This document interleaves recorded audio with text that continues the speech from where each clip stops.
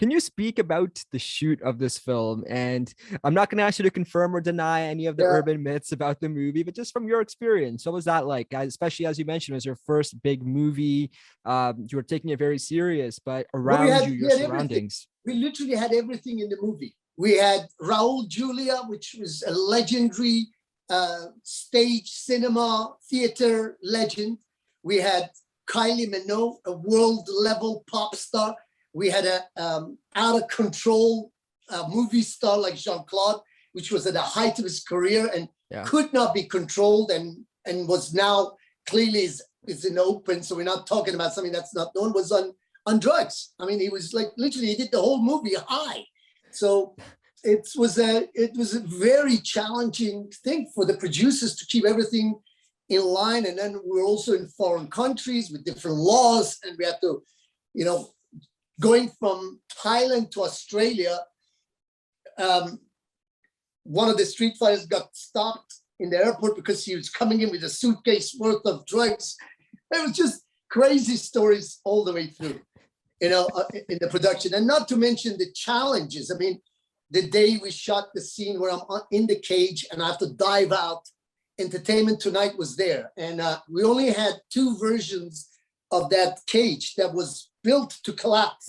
Yeah. And the idea was Jean-Claude is going to come through a wall with a real tank, not a fake tank. A real tank was coming through the wall, and it was going to crush the stage.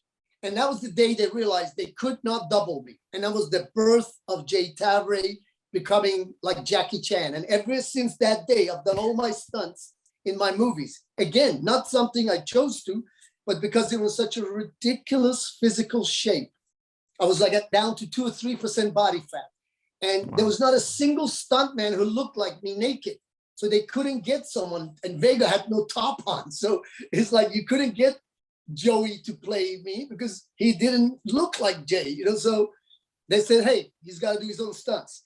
And then my second thought was the producers on Street Fighter were the same producers who had just done The Crow.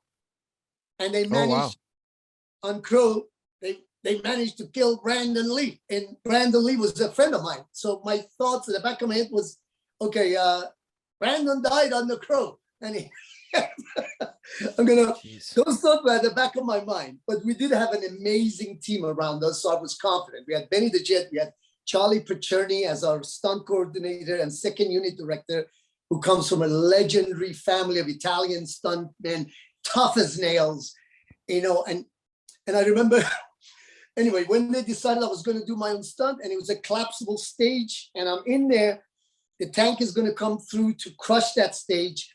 On the first take, all the Thai extras were not told to scatter on time. They almost got run over by the tank. So they stopped it just on time. And on the second take, I remember I said to Charlie, I says, any advice before the thing? He goes, yeah, watch you don't get killed, son.